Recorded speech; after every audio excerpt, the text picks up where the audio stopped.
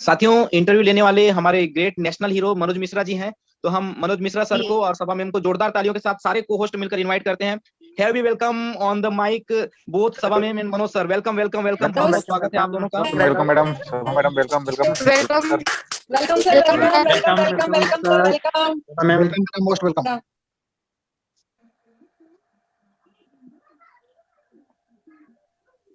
Manoj sir अपना mike open करिए sir. Welcome Sabha ma'am. Thank you दोस्तों, नमस्कार, आदाब, सत श्री अकाल। मैं मनोज मिश्रा बनारस से मीटिंग उपस्थित तमाम लोगों को तहे दिल से स्वागत करते हुए, मेरी आवाज ठीक आ रही है दिनेश सर? एक बार मेरे चेक कर लें आप। क्लियर है सर, एकदम क्लियर। थैंक यू झकास लग रहे हैं आज आप। Thank you sir. आप कह रहे हो ना, काफी बात में विशेष किया तो अच्छा लगता है। बहुत अच्छा लग रहा है सर, बहुत।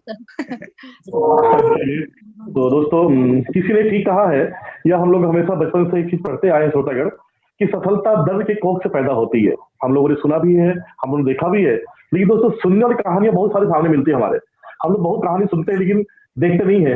लेकिन दोस्तों, आज मैं परिचय कराने जा रहा हूँ एक ऐसी आयरन लेडीज है, एक ऐसी फायर लेडीज है, जो वास्तव में उस किरवंतिया को करके दिखाया है कि सफलता दर्द के कोख से पैदा होती है। तो मैं चाहूंगा कि सारे को होस्ट लोग वेलकम करें द फायर लेडी सभाराज मैम का। सभाराज जी, आपका इस कार्यक्रम में बहुत बहुत स्वागत है। वेलकम वेलकम सभा जी। Welcome welcome welcome.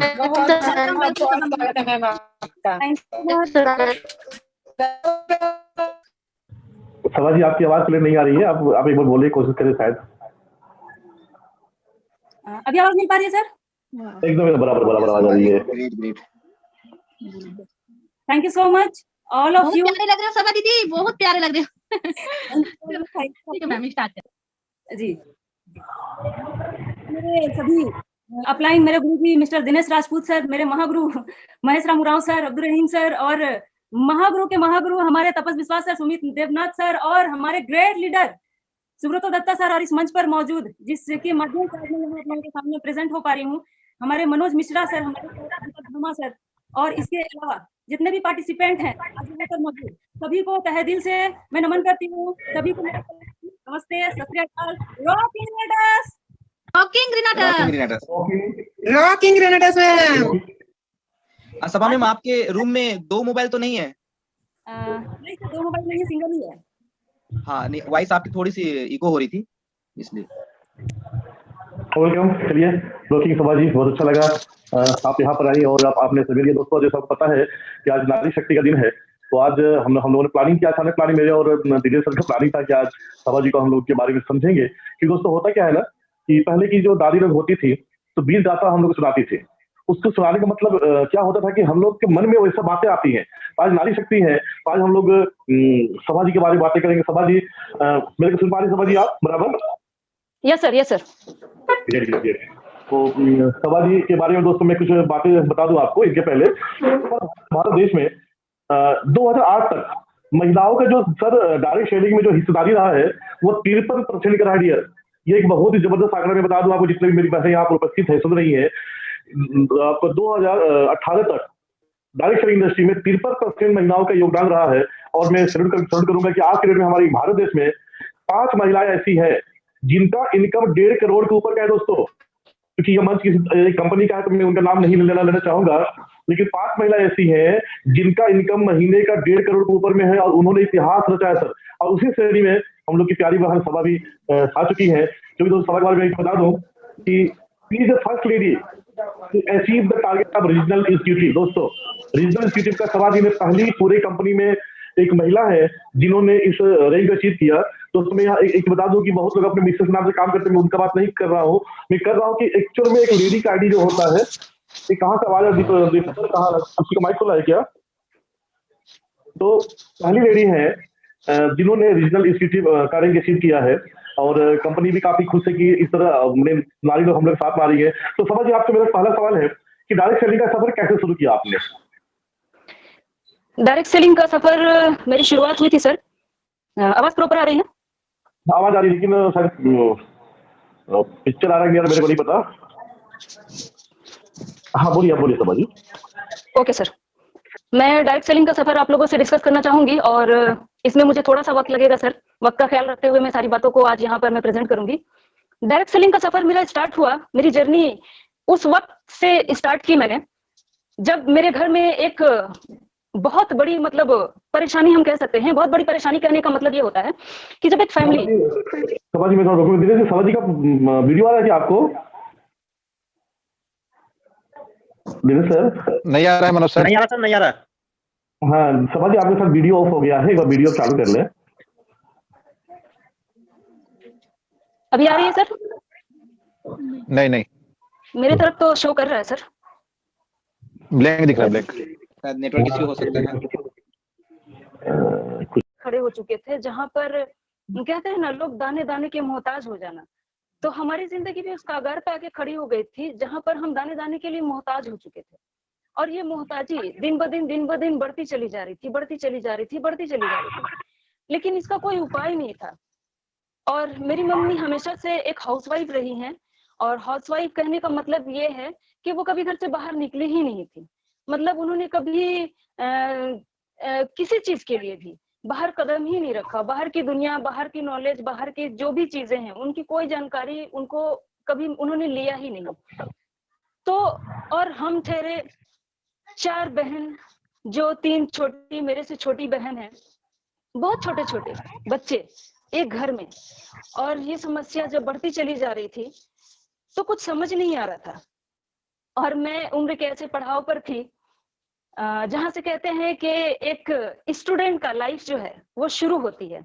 मतलब मैं बोर्ड के एग्जाम देने वाली थी, और जब बोर्ड के एग्जाम देने वाली थी और जब इस समस्या से हम लोग जूझ रहे थे, खाने खाने को, दाने दाने को जब मोहताज हो रहे थे, तो उस वक्त मेरे घर पे बहुत सारे लोग आया करते थे और वो लोग कहते थे मेरे पापा के हालात को देख कर कि बस और 10 मिनट।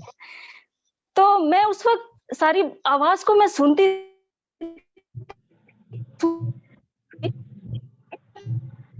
बोला है बारे में वर्ड को सुनते हैं तो उनको कैसा फील होता होगा, मुझे अपनी बात सुनती है तो कैसा फील होता होगा, इसका अच्छा। सभा जी, मैं माफी चाहूंगा, आपकी आवाज कट रही है, आप वीडियो बंद कर दें। आप ऑडियो पर हैं, कोई इशू नहीं है, आपकी आवाज बराबर आएगी मुझे लगता है।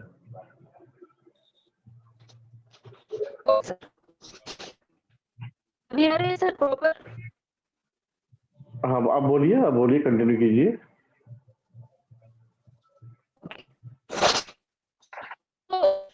तो समस्या इतनी बड़ी थी और इस समस्या का समाधान करने के लिए मेरी मम्मी ने बहुत स्ट्रगल किया। मेरी मम्मी ने इतना स्ट्रगल किया, अगरबत्ती आप लोगों ने सुना, और अगरबत्ती जिसमें पैकेजिंग किया जाता है वो रेपर बनाना उन्होंने शुरू किया। और उस जब रेपर बनाने की शुरुआत हुई थी उससे हमारा पालन पोषण शुरुआत हुआ। मतलब हमारे पेट में दाने जो हैं उस हिसाब से हम लोगों को मिलने शुरू हुए। ये था हमारे स्ट्रगल लाइफ का पहला पड़ाव, जो मैंने बहुत गहराई तरीके से इस चीज को देखा और फील किया।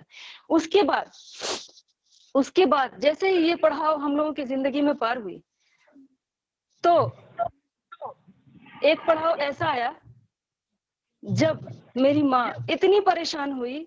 चांद रात, रमजान का महीना, आप सभी लोग समझ सकते हैं कि रमजान का महीना कितना महत्व होता है हम सभी लोगों के लिए। पूरे महीने लोग रोजा रखते हैं और चांद रात एक ऐसी रात होती है जब लोग अपनी ख्वाहिशात को पूरे करने के लिए नए नए कपड़े बनवाते हैं, समैया खरीदते हैं, चप्पल जूते खरीदते हैं, जेवरात खरीदते हैं, पता नहीं कितनी कितनी चीजें खरीद कर अपने घर पे लाते हैं, बहुत सारी खुशियां मनाते हैं।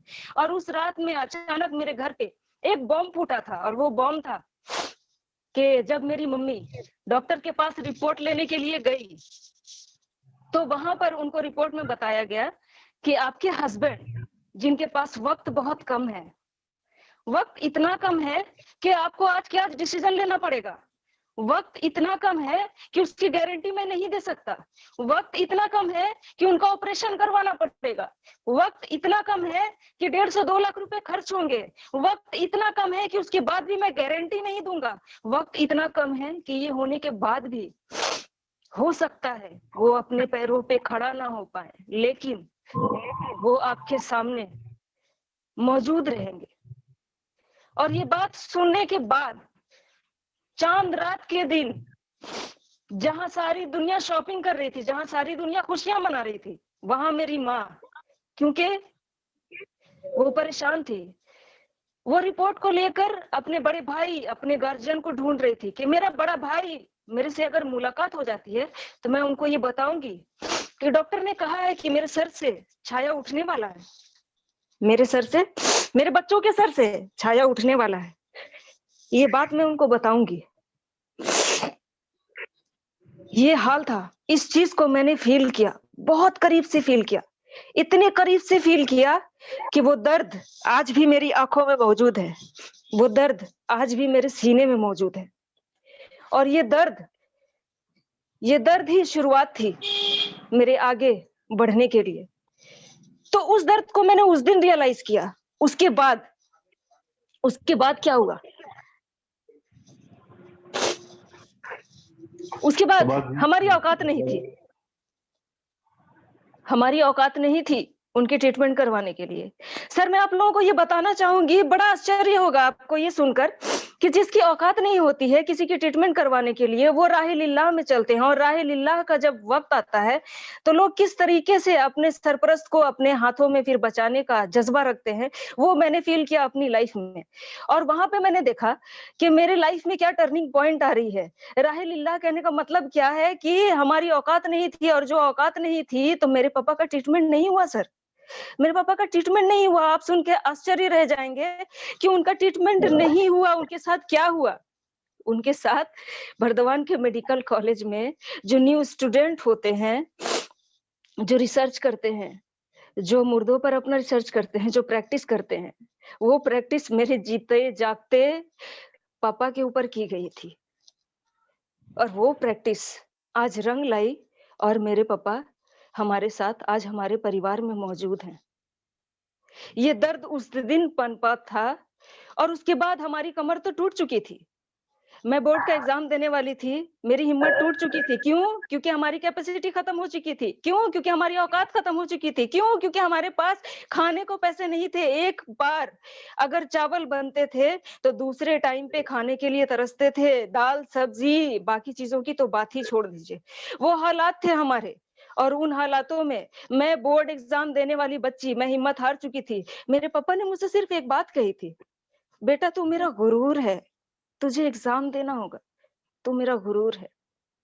और उस वक्त इलेक्ट्रिसिटी काट दी गई थी हमारी, क्योंकि हमने बिल नहीं भरे थे, हमारी औकात नहीं थी। 3 महीने बचे थे। मैंने तैयारी की, मैंने एग्जाम दिया। एग्जाम देने के बाद मैं बोर्ड पास की। बोर्ड पास करने के बाद वहां से मेरा संघर्ष स्टार्ट हुआ। जब मैं एचएस में एडमिशन लेना चाहती थी, मैंने बहुत सारे लोगों से सपोर्ट मांगे। मैंने बहुत सारे लोगों से, मेरी मम्मी ने सपोर्ट मांगा। लड़की है, पास हो गई है, बहुत खुशी की बात है, मैं इसे आगे पढ़ाना चाहती हूँ, आप लोग मदद कीजिए, मेरी बच्ची बहुत आगे जाएगी। जवाब में क्या मिला? जवाब में मिला लड़की है, क्या करेगी पढ़कर? क्या करेगी पढ़कर? चूल्हा चौका ही तो करना है, झाड़ू पोछे ही तो लगाने हैं, बच्चों की जिम्मेदारियां तो उठानी है, क्या करेगी पढ़कर? ये जवाब सुनकर मेरा दिमाग हिल गया था। फिर से एक शौक लगा था जिंदगी में, फिर से एक शौक लगा था दिमाग में, फिर से एक शौक लगा था दिल में। उसके बाद मेरा 1 साल मेरा करियर बर्बाद हो गया। मैं एडमिशन नहीं ले पाई क्योंकि मेरी औकात नहीं थी। मेरी औकात नहीं थी। मेरी माँ तो चोंगा बनाकर हम लोगों को पढ़ाने का, हम लोगों को खिलाने का खर्च उठाती थी। मेरी औकात नहीं थी एडमिशन लेने की। एडमिशन में कितने पैसे लगते थे? सिर्फ और सिर्फ 1200 से 1500 रुपए। हमारी औकात नहीं थी। मेरा पूरा साल बर्बाद हो गया। और पूरे साल में उस दिन मुझे रियलाइज हुआ, सारे लोगों ने फिर कैसी बातें करी, लड़की की शादी करो, लड़की होती इसीलिए है, लड़की की शादी करो। उस वक्त ज़हन में एक ख्याल आया, क्यों ऐसा कहते हैं लोग? क्यों लड़कियों के साथ ये ज्यादती होती है? क्यों औरत के साथ ये ज्यादती की जाती है? क्यों? मेरे पापा ने, जब मैं 10th का एग्जाम देने वाली थी, उस वक्त उन्होंने एक शब्द कहा था कि तू मेरा गुरूर है, तुझे एग्जाम देना होगा।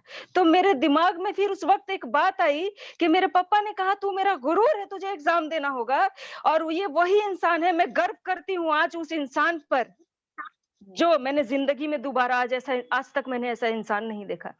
जो मेरी सबसे छोटी बहन पैदा हुई थी 4थे नंबर की, तो मैं मोहल्ले में गई थी मिठाई देने के लिए, तो बहुत सारे लोगों ने बड़ा खुशी के साथ मेरे से पूछा था, क्या बात है, मिठाई लेकर आई है, तेरा भाई हुआ है क्या? मैं बोली नहीं, मेरी बहन हुई है। तो उन्होंने जवाब क्या दिया, कैसा पागल इंसान है इसका बाप, जो चौथी बेटी है, 4-4 बेटियों का बाप होते हुए भी मिठाइयां बांटता फिरा। मैंने पहला इंसान जिंदगी में ऐसा देखा था जो बेटी पैदा होने पे मिठाई बांटता है। मैंने पहली ऐसी औरत देखी थी अपनी माँ को, जिसके माथे पे एक शिकन नहीं आई आज तक, उसके मुंह से एक लफ्ज आज तक नहीं निकला, काश मेरा एक औलाद होता।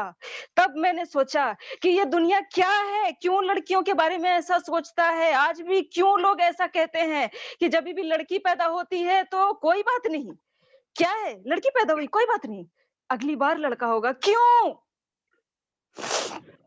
क्यों क्यों कहते हैं लोग ऐसा? क्या लड़का हस्बैंड वाइफ की प्यार की निशानी होता है, लड़कियां नहीं होती क्या? क्यों लड़के को पैदा करने में माँ को दर्द होता है, लड़कियों को जन्म देने में नहीं होता क्या? क्या लड़कियों को 9 महीने माँ पेट में अपने पालती है, लड़कियों को नहीं पालती क्या? तो फिर लड़कियों के सपनों के साथ इतनी बड़ी नाइंसाफी क्यों होती है? लड़कियों के करियर के साथ इतनी बड़ी नाइंसाफी क्यों होती है? लड़कियों के फ्यूचर के साथ इतनी बड़ी नाइंसाफी क्यों होती है?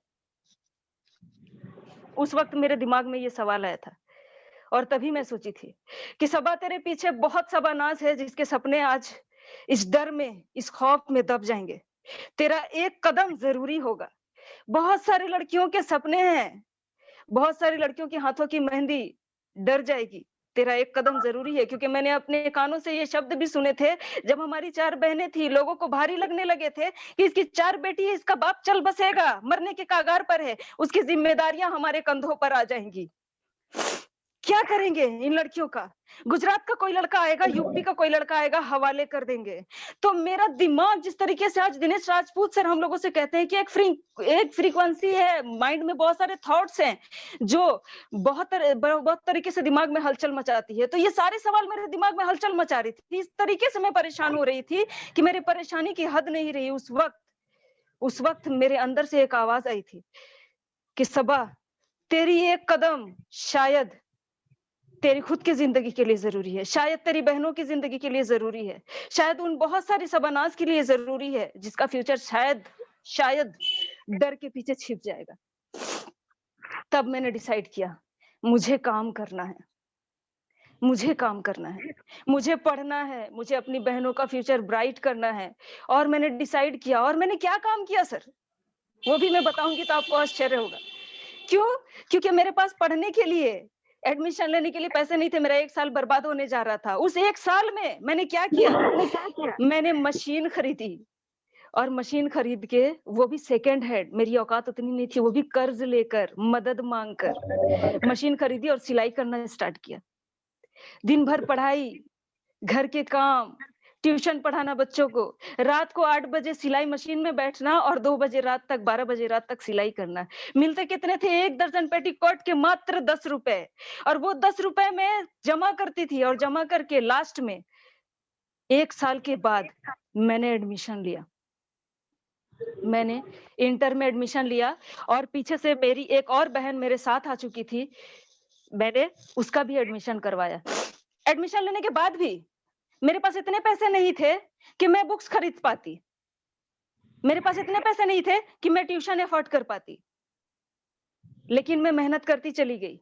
और मेहनत करके मैं सिर्फ इतना जुटा पाती थी, सिर्फ और सिर्फ इतना जुटा पाती थी कि 2 रुपए में एक पेन मिलता था, मैं वो पेन ले पाती थी। सिर्फ और सिर्फ मैं इतना जुटा पाती थी कि अपनी बहन को मैंने ट्यूशन दिलवाया और उसके नोट्स से मैं कॉपी बनाती थी। सिर्फ और सिर्फ मैं इतना जुटा पाती थी कि जो मैं नोट्स बनाती थी वो भी पेपर, मैं 5 रुपए 10 रुपए वाले कॉपी अफोर्ड नहीं कर पाती थी। आपने सुना होगा सर कि कचड़े का गोडाउन होता है, आपने सुना होगा, बहुत सारे लोग जानते होंगे कि कचड़े का एक गोडाउन होता है, हर मोहल्ले हर गली में कहीं ना कहीं वो पाया जाता है। मैं उस कचड़े को गोडाउन में जाकर, जिस्ता खाता बोलते हैं उसको, जिस्ता खाता, वो मैं किलो के हिसाब से खरीदती थी, जिसमें कंपनी के प्रिंट्स होते थे, पीछे का पेज व्हाइट होता था, सामने के पेज पे लाइनिंग बनी होती थी। उसे खरीद के लाके घर में कैंची से कटिंग करके उसमें पेपर ऊपर से साट के मोटे सुई धागे से सिलाई करके मैं उसका नोट्स बनाया करती थी। और नोट्स बना के फिर मैंने अपनी पढ़ाई वहां से करियर अपनी स्टार्ट करी थी। तो ये मैं सिर्फ अपनी पढ़ाई के लिए कर पाती थी, उससे ज्यादा कुछ नहीं कर पाती थी। फिर लगा कि इसमें नहीं चल पाएगा, बहनों को जिंदगी को सेटल करना है, बहनों की जिंदगी को इस कागार पे लाके खड़ा करना है कि कोई यूपी और कोई गुजरात वाला आके उनका हाथ ना थामे, उनके सपने ना टूटे। ये डर था मेरे मन में, और बहुत गहरा डर था जो मुझे रात को सोने नहीं देती थी, बेचैन करती थी, हर वक्त बेचैन करती थी। और एक बात दिमाग में गूंजती रहती थी जो मेरे पापा ने कहा था, तू मेरा गुरूर है, गुरूर क्या चकनाचूर हो जाएगा, नहीं हो सकता, नहीं हो सकता, मैं एक लड़की हूं, इस वजह से नहीं हो सकता। फिर मैंने डिसीजन लिया मुझे काम करना है, और यहाँ से मेरी शुरुआत हुई जब मैं इंटर की स्टूडेंट थी, और मैंने अपने कदम को बाहर निकाल के मैं कॉल सेंटर को ज्वाइन किए। लेकिन इत्तेफाक देखिए, किस्मत इसे कहते हैं कि मैं जिस पैसे को सिलाई कर करके जमा कर रही थी, जो मैं भाड़े पे लगा रही थी, 25 दिन मैंने काम किया, और 4 दिन के बाद जब पे आउट सैलरी उठाने की बारी आई तो कंपनी भाग गई रातों रात। इसे कहते हैं किस्मत। फिर वहां से मुझे एक और अपॉर्चुनिटी मिली इंश्योरेंस सेक्टर का, फ्यूचर जनरली। मैं वहां पर गई और वहां पे मैंने ज्वाइन किया, और बहुत डेडिकेटिव होके मैंने काम करना स्टार्ट किया। मैंने ट्रेनिंग सेशन ली, वहां पर मैंने काम करना स्टार्ट किया, और ट्रेनिंग सेशन के दरमियान ही मेरे कोड नहीं आए थे, मैंने 4 पॉलिसीज वहां पर दे दिए थे। और इत्तेफाक की बात, यहाँ से शुरुआत होती है मेरी नेटवर्क इंडस्ट्री की जर्नी। कहते हैं ना, दिनेश सर अक्सर कहते हैं कि जब हम किसी चीज को शिद्दत से चाहते हैं तो पूरी कायनात उसे मिलाने के लिए एक साथ जुड़ जाती है। और ये मेरी शिद्दत की वहां पे शुरुआत थी, जब कायनात ने मुझे एक बेस्ट अपॉर्चुनिटी दी थी, और मुझे एक ऐसे इंसान से, एक ऐसे शख्स से मिलवाई थी जो आज तक जिसने मेरा हाथ नहीं छोड़ा, और मैंने उनके हाथ को पकड़कर और आज कंधे से कंधे मिलाकर मैंने अपने सफर को तय किया। उनका नाम था प्रवेश कुमार साव, जिन्होंने मुझसे कहा, तो क्या चाहती है? मैंने कहा बहुत पैसे कमाना चाहती हूँ। क्यों चाहती है? मैंने कहा बस मुझे जरूरत है। आखिर तुम्हारी ऐसी क्या जरूरत है जो तू इतना परेशान रहती है? मैंने कहा मुझे लाइफ में बहुत कुछ करना है। उन्होंने कहा क्या करना चाहती है? आखिर ऐसा क्या है जिसकी बेचैनी तेरे अंदर है? आखिर ऐसा क्या है जिसके लिए तू खाना पीना नहीं खाती? आखिर ऐसा क्या है जिसके लिए तू यहाँ दिन रात बैठकर मेहनत करती है? आखिर ऐसा क्या है?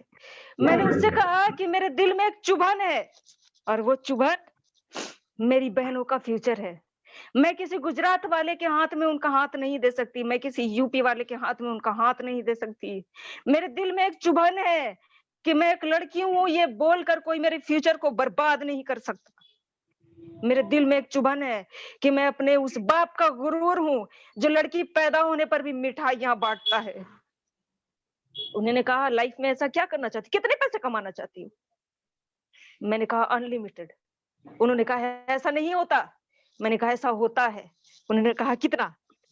मैंने कहा इतना कि जब मेरी बहन रास्ते से गुजरे और किसी चीज पर उसकी नजर पड़ जाए और उस पे वो हाथ रख दे, तो मैं उसी वक्त उससे कह दूं कि ये तेरा, ये आज से अभी से तेरा। मेरी माँ किसी चीज पर हाथ रख दे तो मैं उनसे कहूं कि ये आपका, आज से अभी से आपका। मुझे इंतजार ना करना पड़े, मुझे उनसे ये ना कहना पड़े कि मुझे 1 महीने का समय दे दो तो मैं तुम्हें ये पूर्ति करके ला के दूंगी ना। अब ये चाहे कोई छोटी से छोटी चीज हो या फिर कोई बड़ी से बड़ी चीज हो, दुनिया की कितनी भी बड़ी चीज हो, मैं उनके कदमों में उसी वक्त डाल देना चाहती हूँ, उसी वक्त मुझे चाहिए। तब उन्होंने कहा फिर ये दुनिया तेरे लिए नहीं है। मैंने कहा कौन सी दुनिया है? वो कौन सी दुनिया है जहां ईमानदारी होगी? वो कौन सी दुनिया है जहां सच्चाई होगी? वो कौन सी दुनिया है जहां मेहनत होगी? मैं जी जान लगा दूंगी, जी जान लगा दूंगी, वादा करती हूँ। लेकिन वो कौन सी दुनिया है मुझे बताइए। तब उन्होंने मुझे एक दुनिया के बारे में बताया जिसका नाम था नेटवर्क इंडस्ट्री। जी हाँ, multi level marketing network industry, जहां पर बड़े सपनों की पूर्ति होती है, जहां पर इच्छाओं की पूर्ति होती है, जहां पर अपनी सारी ख्वाहिशातों की पूर्ति होती है। मुझे सुनकर बड़ा अजीब लगा था। मैं सोच रही थी ये हवा की बातें हैं क्या? सच में ऐसा होता है? उन्होंने कहा इस दुनिया की सैर करा सकता हूँ, मैं तुझे दिखा सकता हूँ। मैं बोली बस एक विश्वास की बात है। उन्होंने कहा हाँ, क्योंकि तू अभी जिस इंडस्ट्री में है वहां पर वो इंडस्ट्री तेरे लिए नहीं है, वो इंडस्ट्री तेरे लिए नहीं है, इसे छोड़ और निकल। चल, मैं तुझे एक ऐसी इंडस्ट्री में लेके जाता हूँ जहां पर तेरी ख्वाहिशात तेरा इंतजार कर रही है, जहां पर तेरे सपने तेरा इंतजार कर रही है, जहां पर तेरा वजूद तेरा इंतजार कर रहा है। मैं उनके साथ चल पड़ी, मैं उनके साथ चल पड़ी। और उसके बाद मैं एक ऐसी मीटिंग में गई जहां पर बहुत सारे लोग थे, बहुत सारे लोग काले काले कोट पहनकर है और रंग बिरंगी कोट पहनकर स्टेज पे चढ़ रहे थे, बहुत सारे म्यूजिक बज रहे थे, बहुत सारे लोग थे। मैं डर गई, मैं डर गई। मैंने देखा, अरे आप इस कौन सी दुनिया में मुझे लेकर आए हैं? ये तो बहुत क्वालिफाइड होंगे, इनके पास तो बहुत एजुकेशन होगा, इनके पास तो बहुत नॉलेज होगा। मैं कैसे इस इंडस्ट्री का सामना करूंगी? मैं कैसे इसमें आगे बढ़ पाऊंगी? मैं कैसे इसमें अपने सपने को पूरा कर पाऊंगी? मैं डर गई, मैं डर गई, पूरी तरीके से डर गई।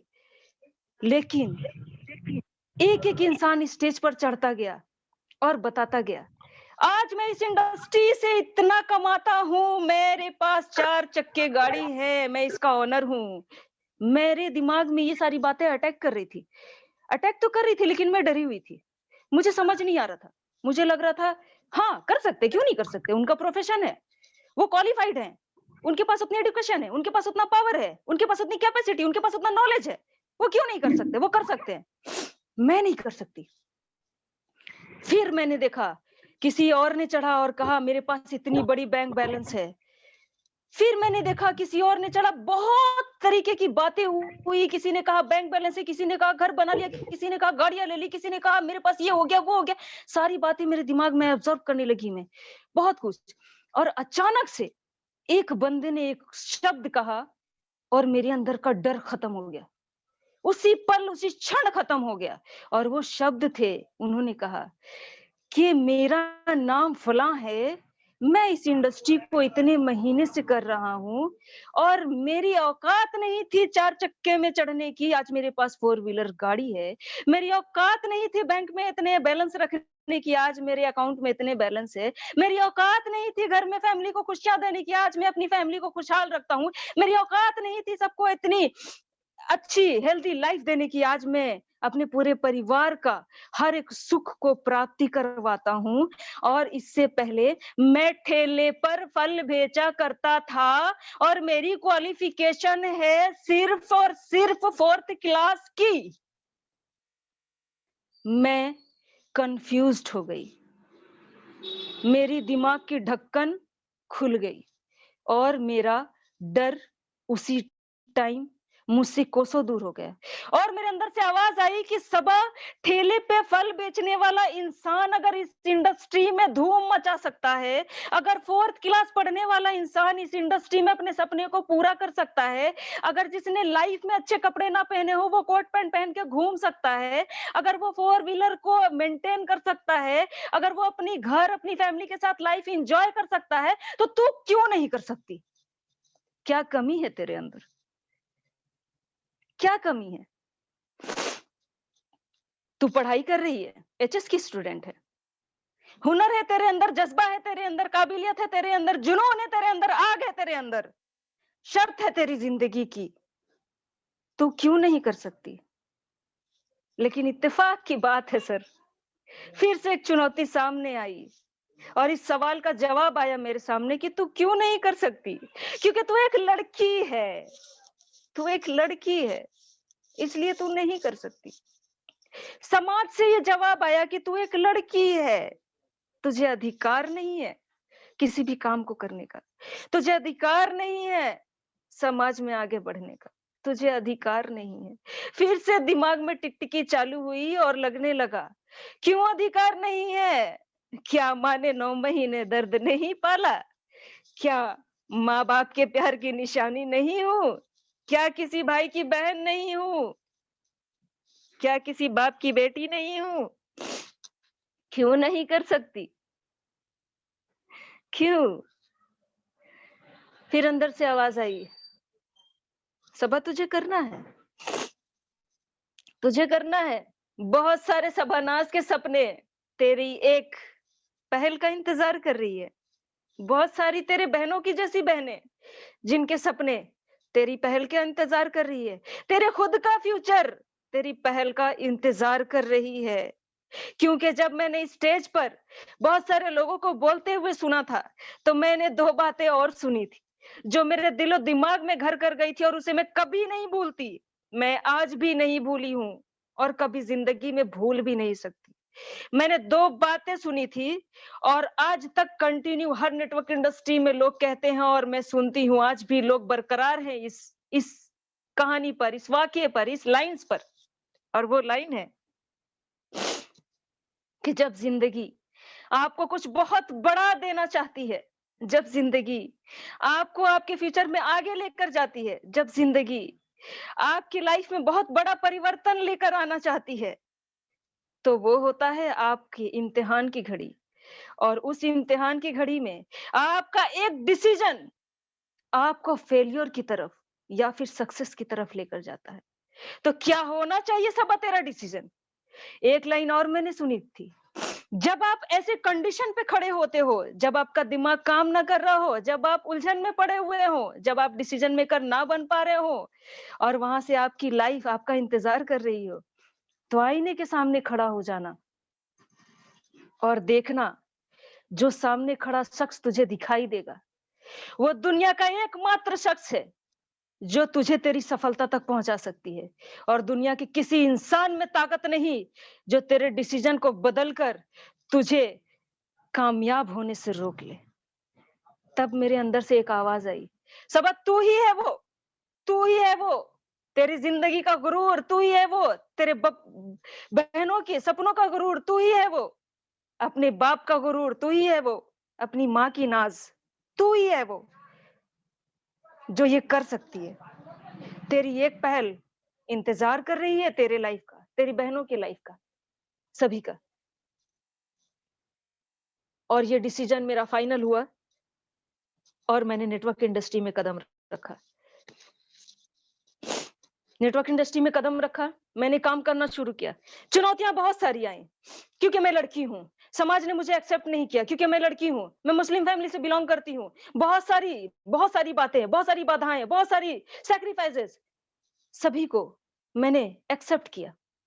घर से बाहर निकलना दुश्वार, लोगों के ताने, ऐसी बातें कि अगर कान से खून निकल रहे हैं बट वो दिखाई नहीं दे रहा है, दिल में दर्द हो रहा है लेकिन वो दिखाई नहीं दे रहा, आंख से खून निकल रहे हैं लेकिन वो दिखाई नहीं दे रहा, बट मैं ऑब्जर्व कर रही हूँ। क्यों? क्योंकि मैं लड़की हूं। लेकिन सिर्फ एक शब्द थे मेरे दिमाग में और मैंने ठान लिया था कि सबा इस कान के खून को बर्दाश्त करना होगा, तुम्हारे आंखों के खून को बर्दाश्त करना होगा, तुम्हारे दिल के दर्द को बर्दाश्त करना होगा, इन कड़वे शब्दों को बर्दाश्त करना होगा, इन बुरी नजरों को बर्दाश्त करना होगा, इन हवस वाले ऐसे एहसासात को तुझे बर्दाश्त करना होगा क्योंकि तेरा लक्ष्य बड़ा है और तुझे इस चुनौती पर खड़ा उतरना होगा क्योंकि तेरे पीछे बहुत सारी बेटियां इंतजार कर रही हैं अपने ब्राइट फ्यूचर का। तुझे प्रूव करना होगा इस बात को और उस दिन इन सारे लोगों के शब्द को तुझे बदलना होगा। जो आज कड़वे शब्द बोलते हैं उन शब्दों को मिठास में तुझे लाके खड़ा करना होगा। ये तेरी लाइफ की सबसे बड़ी चुनौती है और तू इसी इंडस्ट्री में पूरी कर सकती है। और अमेजिंग हो गया मेरी लाइफ में, मैंने अपने लाइफ का 4 साल दिया। 4 साल के बीच में मैंने 3 इंडस्ट्री में काम किया और 3 इंडस्ट्री में 3 टाइम कार अचीवर रही और मैंने इतनी मेहनत करी कि महीने में अगर 30 दिन होते हैं तो शायद ही 25 से 28 दिन मैं पूरे के पूरे अपनी लाइफ की जर्नी को अपने सक्सेस के लिए मैंने झोंक दिया। मैंने फील्डिंग की, मैंने एसोसिएशन किया, मैंने रिलेशन बिल्ड किया, मैंने अपने काम से इतना प्यार किया कि लोगों की बातें मुझ पे असर करनी बंद हो गई, लोगों की एहसास मुझ पे असर करने बंद हो गए, लोगों के नजरिए मुझ पे असर करने बंद हो गए क्योंकि मुझे इस बात का एहसास हो चुका था कि सबा जिस दिन तू इस बात को प्रूव कर देगी सारी चीजें खुद ब खुद तेरे सामने से हट जाएंगी। और मैं 3 टाइम कार अचीवर बनी, फॉरेन ट्रिप अचीवर बनी और 3 बार के सक्सेस में तीनों कंपनी में मुझे 3 नाम मिले। पहली कंपनी में झांसी की रानी, दूसरी कंपनी में द फायर लेडी शबानाज और तीसरी कंपनी में द बंगाल टाइगर सबानास, वहां पे मैंने अपने आप को प्रूव किया, अपनी बहनों के सपने को पूरा किया। सभा जी जी सर। कुछ सवाल भी हमारे हैं, अगर आप आदेश करें तो उस पर चर्चा कर लें। जी सर। पहले कि आप पानी पी लीजिए, और वास्तव में आपकी बातों को सुन करके हम सबकी आंखों में पानी मतलब आ गया। और दोस्तों, मैंने कहा था कि सफलता दर की कोख से जन्म लेती है। तो समझ जैसे कि आपने कहा कि ठीक है, चलो प्रॉब्लम था, आप डायरेक्ट सेलिंग, तो इस प्रॉब्लम में ही डायरेक्ट सेलिंग आपके सामने आ गया।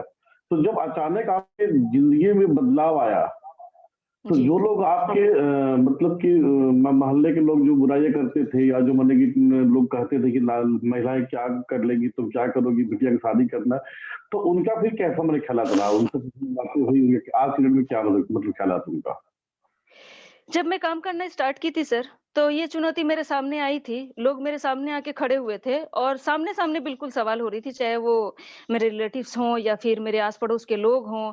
तो उन्होंने ये कहा था कि आप ऐसा नहीं कर सकते हो, आप ऑलरेडी निकल कर काम कर रहे हो, तो इसमें हम लोगों के तहज़ीब को या फिर हम लोगों के शान के खिलाफ ये है, आप ऑलरेडी इस काम में इन्वॉल्व हो चुके हो। बट मैं ये एग्री नहीं कर सकता कि आप शादी ना करो। तो वहाँ पे मैंने एक सवाल किया था सर, कि मैं शादी करने के लिए तैयार हूँ और मैं किसी से एक लफ्ज़ नहीं कहूँगी, बस मैं एक लाइन कहना चाहती हूँ, अगर आप लोग उसमें एग्री हो जाते हैं, तो आप अंधे, लंगड़े, काने, लूले, जैसा भी आप जो भी पर्सन को मेरे सामने लाकर खड़ा करोगे, मैं अपनी ज़िंदगी को उनके साथ एग्री करने के लिए तैयार हूँ। लेकिन जिस क्षण मेरी शादी होगी, जिस वक़्त मैं निकाह को एक्सेप्ट करूँगी, कबूल करूँगी, उसी वक़्त से मैं इस घर, इस दुनिया, सभी चीज़ के लिए पराई होगी। आप लोग ये ना सोचना कि मैंने अपनी बिटिया को विदा कर दिया। आप लोग ये सोचना कि मैंने इस घर से एक लड़की को कब्रिस्तान में दफन कर दिया। क्योंकि आगे की ज़िंदगी मेरी उनके ऊपर निर्भर होगी। मैं अपनी मर्ज़ी से कुछ नहीं कर सकती। लेकिन उसके बाद मेरी फैमिली, मेरी बहन का करियर कौन देखेगा? मुझे इसकी गारंटी चाहिए। मेरे सामने कोई नहीं आया सर, मेरे सामने कोई नहीं आया। अच्छे, मतलब कि परिवार के लोग भी नहीं, मेरा मतलब समाजी कि उस समय के सवाल और आज के सवाल दोनों में बहुत अंतर मतलब हो चुका है। पहले के चूंकि आप जिस जहाँ से हैं वहां पर मुझे पता है आसनसोल कैसा जगह है, तो एक छोटी सी जगह छोड़ करके आप इतना बड़ा मकाम हासिल। दोस्तों मैं बता दूं श्रोतागण की समाज ऑलरेडी कार अचीवर 3 बार इन्होंने इस इंडस्ट्री से 3 बार इन्होंने कार को अचीवमेंट किए हैं। 2 बार इन्होंने फॉरेन ट्रिप भी मतलब गई है। तो आज के डेट में जो माहौल आपके आसपास के, तो आपके इस कारनामे से क्या वहाँ के लोगों के थिंकिंग में बदलाव आया कि नहीं आया, कि नहीं एक लड़की भी कुछ कर सकती है? आपको क्या मतलब फिर क्या मैसेज मिला वहाँ लोगों से बात करके, या आप लोग आपको किस नजरिए से देखते समझिए? आज लोग मेरी बहुत इज्जत करते हैं सर। आज लोगों के दिमाग की वो गलतफ़हमियाँ दूर हो गई हैं कि एक लड़की कुछ नहीं कर सकती। आज जब लोग ये कहा करते थे कि लड़की पढ़कर क्या करेगी? आज मेरे एनवायरनमेंट में, मेरी फैमिली में, मेरे आस-पड़ोस में, मेरे मोहल्ले में, मैंने इस चीज़ को फ़ील किया है कि लोग आज अपनी बेटियों को पढ़ाना चाहते हैं। वो ये कहते हैं कि बेटियाँ भी पढ़कर बहुत आगे जा सकती हैं, बेटियाँ भी बाप का नाम रोशन कर सकती हैं, बेटियाँ भी अपने घर को चला सकती हैं, बेटियाँ भी अपने माँ-बाप को खुशहाली दे सकती है, बेटियाँ भी अपने बहन, अपने भाइयों को, उनके सारी ज़रूरतों को पूरा कर सकती है। मतलब कि आज के डेट में लोगों के ख्यालात में मतलब बदलाव आया है। बहुत बड़ा बदलाव सर, बहुत बड़ा बदलाव। मेरी फैमिली में जिन्होंने मुझसे खुद कहा था कि बेटी है क्या करेगी? चूल्हा-चौका ही तो करना है। आज उनकी इंटेंशन इस तरीके से बदल चुकी है कि वो अपनी बेटियों को साइंस लेके पढ़ा रहे हैं, कॉमर्स लेके पढ़ा रहे हैं, अलग-अलग डिग्री में उन लोगों को नॉलेज दे रहे हैं। समझिए डायरेक्ट सेलिंग में जो चर्चाएं हुई थी, आप पहले किसी और कंपनी में गई या कुछ भी हुआ, तो अचानक आपको रेंटल्स वेंडर्स में क्या लगा कि यहाँ पर सपने साकार हो सकते हैं, कुछ उसके बाद चर्चा हो जाए, तो क्या लगा यहाँ पर आपको आकर के? आपने क्यों रेंटल्स में क्यों ज्वाइन किया? डायरेक्ट सेलिंग मैंने जॉइन किया था सर, और जब मेरी अचीवमेंट हुई थी, तो मैं बहुत खुश थी। मेरे परिवार बहुत खुश थे, सभी की ज़रूरतें पूरे हो रही थी, सब कुछ बहुत अच्छा चल रहा था। बट अचानक मेरी लाइफ में एक कोइंसिडेंट आया, जैसे कहते हैं ना कि स्विच ऑन और ऑफ। स्विच ऑन और ऑफ कहने का मतलब ये है कि पलक झपकते जो है ना, थोड़ा मैं रोकूंगा आपको, मैं उधर नहीं जा रहा हूँ। मेरा मतलब है कि आप अचानक डायरेक्ट सेलिंग में आज की डेट में तमाम कंपनियां हैं, तो आपने रेंटल्स फ्रीलांसर क्यों चुना? वही मैं बता रही हूँ सर कि स्विच ऑन ऑफ का मेरे लाइफ में ये सिचुएशन रहा था। और फिर जो है मैं नेटवर्क इंडस्ट्री से हट गई थी। अच्छा, कुछ ऐसे कोइंसिडेंट हुए थे मेरे साथ कि ऑलरेडी इस इंडस्ट्री ने मुझे अपने आप को सिर्फ और सिर्फ 25 इयर्स के उम्र में ही अपने आप को करोड़पति कहने का हक दिया था। मेरे पास वो सारी चीजें थी। आज भी मेरी फैमिली को बहुत ऐसी बातें नहीं पता है जो मैंने अपने दिल में दबा कर रखी है। कुछ ऐसी वैसी बात नहीं है, इस इंडस्ट्री से कमाई हुई बात है या फिर गंवाई हुई बात है। तो वो हमारे लालच के कारण होता है। तो मेरे साथ भी कुछ ऐसी घटनाएं घटी थी जिसके पीछे लोग आज चले जाते हैं। तो मैं थोड़ा-सा इस पे रोशनी डाल के मैं कुछ लोगों को मैसेज देना चाहूँगी सर, अगर आपकी इजाज़त हो तो। उसके बाद फिर मैं रेनेटस पे आना चाहूँगी सर। तो ये स्विच ऑन ऑफ कुछ इस तरीके से हुआ था सर कि बीच में मेरे पास सब कुछ था, बहुत अच्छा था, लाइफ बहुत अच्छी थी और 25 साल की उम्र में इस इंडस्ट्री ने, नेटवर्क इंडस्ट्री ने मुझे अपने आप को करोड़पति कहने का मौका दिया था। बट कहते हैं ना कि इंसानी फितरत कभी इंसान से छूटती नहीं है। तो मैं भी इंसान हूँ और इंसानी फितरत एक वक्त ऐसा आया था जब मेरे ऊपर भी हावी हो गया था। और जब मैं पैसे कमाई थी तो मैंने घर बनाया, मैंने अपनी बहनों की शादी की और अच्छे से शादी की क्योंकि ये चुभन थी मेरे अंदर। तो 2 बहनों की शादी थी, बहुत अच्छे थे। मतलब कि अभी जो मकान आपका है वो आपके द्वारा मतलब बनवाया गया है इस इंडस्ट्री की कमाई से? जी हाँ सर। ग्रेट। हाँ, कंटिन्यू। इस इंडस्ट्री की कमाई से मैंने अपने 2 बहनों की शादी दी और उन लोगों के सवालों का जवाब दिया जो कहते थे कि गुजरात के लड़के आएंगे और हाथ पकड़ कर चले जाएंगे, यूपी के लड़के आएंगे और हाथ पकड़ के चले जाएंगे। लड़के तो आए सर, लेकिन गुजरात और यूपी के नहीं थे और लड़की को इसी तरीके से उसके सपने को छोड़कर जाने वाली बात नहीं थी। आज मेरी एक बहन का हस्बैंड है जो दुबई का फेमस कंपनी, वर्ल्ड की दूसरी नंबर की कंपनी में फैशन डिजाइनर है और दूसरी बहन का हस्बैंड केरला में बुटीक का डिजाइनर है और अच्छे पोस्ट पर है और दोनों बहुत खुशहाल हैं। मैंने अपनी 2 बहनों की शादी दी, अपनी से छोटी बहनों की। तो इसके लिए भी बहुत चुनौतियों को फेस किया मैंने, बट सब कुछ बहुत अच्छा था सर। और एक वक्त ऐसा आया जब इंसानी फितरत मेरे ऊपर हावी हो गई और मार्केट में कुछ ऐसी हवाएं चल रही थी जहां पर मैं लालच में पड़ गई। और लोग लालच में पड़ जाते हैं तो मैं लोगों को इसमें थोड़ा सा मैसेज देना चाहूंगी कि सर, जब आप इस इंडस्ट्री में आते हैं तो अपना थीम को, अपने फोकस को क्लियर करके आइए।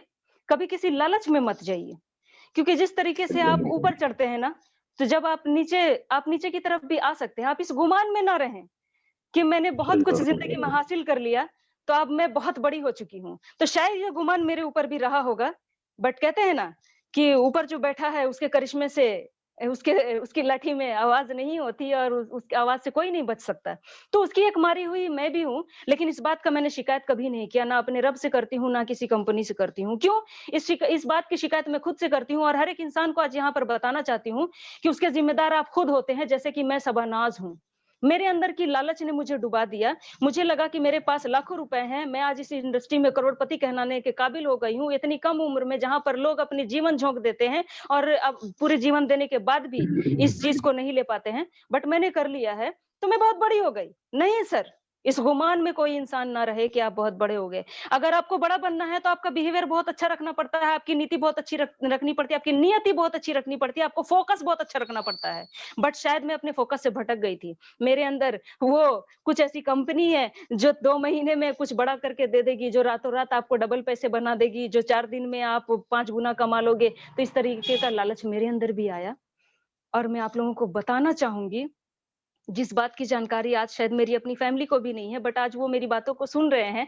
5 साल से इस बात को मैं अपनी छाती में दबा के रखी हूँ। आज इस मंच के माध्यम से मुझे बताने का मौका मिल रहा है और ये मैं इसलिए बता रही हूँ ताकि आप लोग भी इस बात का ध्यान रखें और ख्याल रखें अपनी लाइफ में कि आप लोग ऐसी गलती कभी ना करें। इस तरह के लालच अपने ऊपर कभी हावी ना होने दें।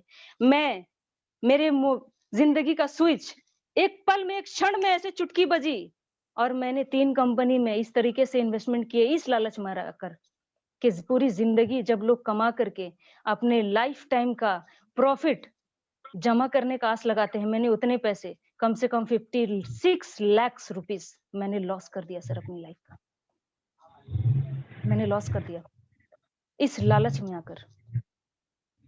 उसके बाद एक सदमा जो दिल में दब गया। फिर मैंने नेटवर्क इंडस्ट्री छोड़ दिया, मैंने छोड़ दिया। क्यों? क्योंकि मेरी सलाहियत ही नहीं थी। मेरे अंदर एक डर बैठ गया और मुझे लगा मैं कहाँ आ गई? सब कुछ खत्म हो गया मेरे लाइफ से। अब क्या होगा? मैं कहाँ जाऊं? मैं क्या करूं? और उसके बाद फिर मेरी एक ऐसी जर्नी स्टार्ट हुई जो फिर से स्ट्रगल लाइफ थी, फिर से स्ट्रगल लाइफ थी। और इस तरीके की स्ट्रगल लाइफ थी, मैं उस पे नहीं जाऊंगी। मैं इस बारे में फिर कभी और आप लोगों से बात करूंगी। बट मैं इस सिस्टम से अलग हो चुकी थी और उसके बाद जो मेरी स्ट्रगल की जर्नी चल रही थी, तो उस बीच में मुझे एक ऐसे सिस्टम की तलाश थी, एक ऐसे सिस्टम जो यूनिक हो। क्योंकि मैं फील्ड में थी, मैं भले से काम ना करूं, बट बहुत सारे सिस्टम मेरे पास आ रहे थे, जा रहे थे। लोगों से मुलाकातें, बातें होती चली जा रही थी। तो बहुत सारे सिस्टम को मैं जान रही थी, सुन रही थी, बट मुझे यूनिक चीज की तलाश थी। यूनिक, क्योंकि टेक्नोलॉजी बदल चुकी थी, जनरेशन बदल चुका था, लोगों की सोच बदल चुकी थी। तो सिस्टम भी तो बदला हुआ होना चाहिए। अगर आप बदले हुए सिस्टम का यूटिलाइज नहीं करेंगे तो आप जिंदगी में पीछे रह जाएंगे। जिस तरीके से आज एलईडी टीवी चलती है तो कोई ब्लैक एंड व्हाइट टीवी नहीं देखता। आज मोबाइल का दौर है, कोई कीपैड मोबाइल नहीं चलाता। तो टेक्नोलॉजी बदल चुकी है, तो मुझे भी बदले हुए सिस्टम की जरूरत थी। और अचानक मेरी लाइफ में एक दिन एक ऐसा परिवर्तन आया, बहुत सालों के बाद, एक अच्छे लंबे अरसे के बाद, जब मैं ट्रेडिशनल बिजनेस कर रही थी और बहुत स्ट्रगल को फेस कर रही थी। तो फिर एक चमत्कारी चीज मेरे पास आया जिसका नाम था रेनेटस वेलनेस प्राइवेट लिमिटेड। और जब मैं इसे देखी तो मैं बहुत खुश हो गई। मैं बहुत खुश हो गई इसलिए क्योंकि इतना दमदार प्रोडक्ट मैंने आज तक देखा ही नहीं था। जब इस प्रोडक्ट की क्वालिटी, जब इस प्रोडक्ट की खासियत मैंने जाना, तो मुझे रियलाइज हुआ कि यही वो चीज है सबा, जो फिर से तुझे तेरी सारी चीजों को वापस दिला सकती है। यही वो प्रोडक्ट है जो तुझे इनकम के साथ साथ बहुत सारी दुआएं दिला सकती है, जिसकी तू आज मोहताज बन चुकी है। यही वो प्रोडक्ट है जो तुझे अपनी गलती को रियलाइज करवा करके फिर से तुझे उस शिखर पे पहुंचा सकती है जिसकी तू हकदार है। और यही वो प्लेटफॉर्म है जहां पे तू अपने सपनों को फिर से पूरा कर सकती है और जिस मकसद से तू भटक चुकी थी, उस मकसद को सिर्फ और सिर्फ यहीं पे पूरा कर सकती है, सिर्फ और सिर्फ यहीं पर। क्योंकि रेनेटस वेलनेस के प्लान में वो पावर है, रेनेटस वेलनेस के प्रोडक्ट में वो पावर है।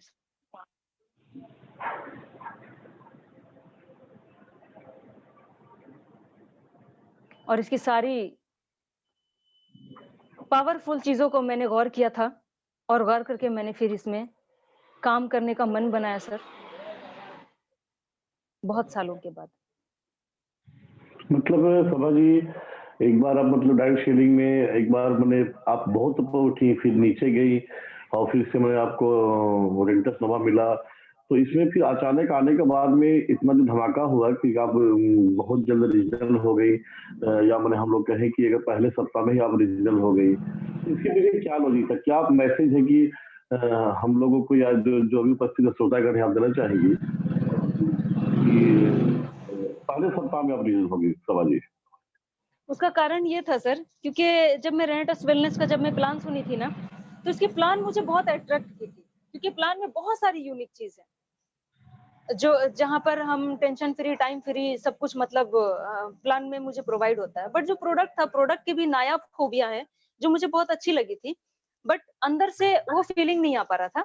क्योंकि हेल्थ सेक्टर में मैंने कभी काम नहीं किया था इस तरीके के प्रोडक्ट में। तो मुझे एक चीज का डर था कि पता नहीं मैं किसी को प्रोडक्ट दूं और अगर उनको कुछ हो गया तो इस चीज का सेटिस्फेक्शन मेरे अंदर से नहीं आ पा रहा था। तो मैंने स्टार्टिंग में क्या किया कि बहुत सारे प्रोडक्ट जो है मैंने बहुत सारे लोगों को प्रोवाइड करने शुरू कर दिए। टीम वर्क करने से पहले मैं मार्केट में बहुत सारे लोगों को प्रोडक्ट मैंने प्रोवाइड करने शुरू कर दिया और लगातार 6 महीने तक मैंने इसी सिस्टम पर वर्क किया। और जब मैं लगातार इसको रिटेल में मैं ये काम करने लगी, तो वहां से 6 महीने के बाद एक भरमार उठकर मेरे पास आया। भरमार का मतलब ये हो गया कि मिनिमम टू मैक्सिमम बहुत सारे लोगों के रिजल्ट जो मेरे खुद के मेरे पास आ गए। 7 साल के paralysis patient, liver damage, cancer patient, asthma patient, psoriasis patient. तो इस तरीके के क्रिटिकल केसेस थे जिनके रिजल्ट मेरे पास आ गए। तो अंदर से एक एनर्जी आ गई, एक उत्साह आ गया। और टीम तो मेरे पास थी, लोग तो मेरे पास थे ही। उसके बाद फिर मैंने प्लानिंग किया, दिमाग लगाया, लोगों से कंसल्ट करने शुरू किए, काम करना स्टार्ट किया और यहाँ पर एक धमाका हो गया सर। चलिए, बहुत ही बेहतरीन। आपकी बातों को सुन करके काफी कष्ट भी हुआ। अब जितने भी श्रोतागण हैं सबके लिए कुछ खुशियों का भी खबर पर हम लोग चर्चा कर ले। आपकी बहनों का तो शादी, क्या ये आपकी पर्सनल जिंदगी का सवाल है, तो मैं माफी चाहूंगा अगर आपको बुरा लगे तो। बहनों का शादी हो गया, अब लोग जानना चाहते हैं कि ये जो सभानाज है जो बहनों की शादी कर चुकी हैं, जो घर की दायित्व था घर बनवाने का, अपने अब्बू को अपने माँ को पहचान देने का, तो अब एक बिटिया होने के कारण हम लोग जानना चाहते हैं कि शादी करने का क्या इरादा है और कब तक वो शादी कर रही है आप? सर, सबसे पहले तो मैं ये बोलूंगी कि ये बुरा लगने वाली बात नहीं है, और आपके इस सवाल के माध्यम से बहुत सारे लोगों के मन में ये सवाल है, तो मैं ये जवाब यहाँ पर देना चाहूंगी कि मेरे फैमिली, मेरे परिवार और आप सभी लोगों के इंतजार का वक्त खत्म हुआ, क्योंकि मैंने एक प्रण लिया था जिस वजह से मैं रुकी हुई थी। जब मैंने डिसीजन लिया था तो मैंने ये बात स्पष्ट रूप से अपनी फैमिली को और सभी को कहा था कि जब तक मैं 2 बहनों की शादी नहीं कर लेती तब तक मैं शादी नहीं करूंगी, चाहे कुछ भी हो जाए। तो मैं 2 बहनों की शादी कर चुकी हूँ और मेरी छोटी बहन अभी पढ़ाई कर रही है, और आप सभी की दुआओं और आशीर्वाद से उम्मीद है कि ये 2021 में शायद मैं अपनी छोटी बहन के साथ में खुद का भी फैमिली बसा लूं, और अगर ऐसा नहीं हुआ तो मेरी खुद की शादी 2021 में फाइनल है सर। चलिए, मतलब ये मिठाई खाने को मिलेगा हम लोग 2021 में। इंशाल्लाह, जरूर। दोस्तों, मैं यहाँ पे एक चीज क्लियर कर दूं कि सवाल जी ने जो बीच में 1-2 बार चर्चा किया यूपी वालों और गुजरात वालों, इससे आप माइंड ना करेंगे, क्योंकि दोस्तों होता क्या है, क्योंकि मेरा पढ़ा लिखा बंगाल में हुआ है, तो अक्सर क्या होता है दोस्तों कि यूपी और गुजरात साइड के लोग या मतलब पंजाब साइड के लोग अक्सर क्या करते हैं, जब वो मतलब कि उनकी शादी हो जाती है, उनको मतलब कि वो पत्नी का देहांत हो जाता है, तो अक्सर जाते हैं बंगाल भी जाते हैं और बंगाल की लड़कियों को पैसा देकर लेकर चले आते। तो समाज का मतलब यह था, तो किसी के हार्ट को ठेस न पहुंचे कि यूपी वाला गुजरात वाला, तो मैं माफी चाहूंगा, उनका मतलब ऐसा नहीं। तो उनका मतलब था कि ऐसा होता है तो वो अपने फैमिली को इन लोगों से बचा कर रखिए, और अपने दो बहनों को बहुत अच्छे तरीके से शादियां की। अभी आपने सुना कि दोनों के हस्बैंड काफी ऐसे सेटल है और छोटी बहन की पढ़ाई हो रहा है। दोस्तों, आपने एक उस लड़की का कहानी सुना आपने कि जिसकी जिंदगी में काफी अंधकार हो चुका था, लेकिन आज क्या है कि वही लड़की, वही महिला, वही नारी शक्ति लोगों को उजाला दिखा रही है। उनके कारण बहुत लोग सफल, क्योंकि अभी हाल फिलहाल में सर गए आसनसोल में मीटिंग हुई थी, मैंने देखा था बहुत लोग रीजनल है, बहुत लोग डॉक्टर 100 है, बहुत लोग 1000 है। मतलब क्या है कि एक समय ऐसा था जब अंधकार उनकी जिंदगी के सामने था, लेकिन आज क्या है कि उन्होंने अपने दम पर एक डिसीजन लिया, एक ऐसा डिसीजन लिया कि नहीं, लड़की लड़के से कम नहीं होते हैं। और वास्तव में जो सभा जी का सवाल था ना, हम लोग को झकझोर करके रख दिया। तो आज कल जिनके सामने अंधेरा था, आज वो सबकी जिंदगी में प्रकाश ला रहे हैं। दोस्तों, वो कमाल है इस इंडस्ट्री का, डायरेक्ट सेलिंग का। और ऐसे लोग हम लोग के साथ में है रेंटस में, हम लोग काफी खुश है, हम लोग के ग्रुप में है, रहीम सर के ग्रुप में है। और अच्छा लगा सभा जी बात करके। बस आखिरी जाते जाते एक छोटा सा मैं आपसे मैसेज जानूंगा कि यहाँ तमाम जो नारी शक्ति महिलाएं उपस्थित हैं, उनके लिए एक छोटा सा मैसेज कि उन्हें कैसे काम करके सफलता लेनी चाहिए, यह मैसेज मैं सुनना चाहता हूँ आपसे। जी सर, मैं जरूर बोलना चाहूंगी अपनी तमाम नारी शक्ति से ये बात कि आपके अंदर वो पावर है, आप एक माँ हैं, आप एक बहन हैं, आप एक बीवी हैं, आप सब कुछ हैं, लेकिन कभी गौर किया है कि आप क्या हैं? आप सब कुछ होते हुए भी आपका अस्तित्व क्या है? जब हमसे कोई ये सवाल करता है कि हु आर यू, तो हमारे पास जवाब नहीं होता है। हमें या तो कभी किसी की बीवी कहकर पुकारा जाता है, या तो किसी की माँ कहकर पुकारा जाता है, या तो किसी की बेटी कहकर पुकारा जाता है, या तो किसी की बहू कहकर पुकारा जाता है। हम हर रूप में यहाँ पर उजागर होते हैं, हर रूप में हमारा नाम आता है, लेकिन फिर भी हमारा नाम कहीं नहीं आता है। लेकिन आज मैं आप लोगों से ये कहना चाहती हूँ कि मैं आज आप लोगों के सामने मौजूद हूँ एज ए सबा नाज। ये मेरा नाम है, मैं एक बेटी भी हूँ, मैं एक बहन भी हूँ, और इसी साल किसी की बीवी हो जाऊंगी, और आप सभी की दुआओं से एक दिन माँ भी हो जाऊंगी। लेकिन आज मैं सबा नाज हूँ, तो आप अपनी पहचान बनाइए, आप खुद की पहचान बनाइए कि दुनिया आपको आपके नाम से जाने, आपके सारे रिश्तों के साथ साथ आपके नाम से जाने। और ये आपकी पहचान, मैं आपको दावे के साथ कहती हूँ 110% ये मेरी श्योरिटी है नारी शक्ति को कि आप खुद को पहचानिए। ये नेटवर्क इंडस्ट्री, ये हमारी रेनेटस वेलनेस आपको वो पहचान देगी। ये प्लेटफॉर्म आपकी पहचान का इंतजार कर रही है, आपके एक सिर्फ और सिर्फ एक कदम का इंतजार कर रही है, आपके एक फैसले का इंतजार कर रही है, आपके एक डिसीजन का इंतजार कर रही है। तो आप डिसीजन लें, खुद को संवारें और अपनी पहचान बनाएं। ये प्लेटफॉर्म आपका इंतजार कर रही है। ग्रेट ग्रेट शोभा जी, बहुत अच्छा मैसेज रहा। बस आखिरी जाते जाते एक सवाल पूछूंगा कि जैसे कि इस इंडस्ट्री में आपको लोगों ने 3 नाम दिया, 3 उपनाम दिया, झांसी की रानी, फायर लेडी और tiger of Bengal tiger.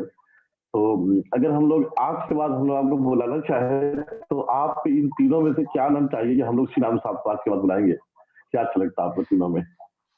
Sir, यहाँ पे मैं ये नहीं बोलना चाहूंगी कि मुझे क्या अच्छा लगता है, इसलिए क्योंकि मुझे जो नाम दिए जा रहे हैं वो लोगों का प्यार है, आप सभी लोगों का आशीर्वाद है। और आपने जो नाम मुझे दे दिया सर, मैंने देखा आज प्रमोशन में आपने लिखा था द फायर लेडी, तो ये मेरे लिए बहुत बड़ी खुशनसीबी है सर कि आप लोगों ने एक नाम से मुझे मतलब प्रोत्साहित किया और मुझे एक नाम मतलब दिया।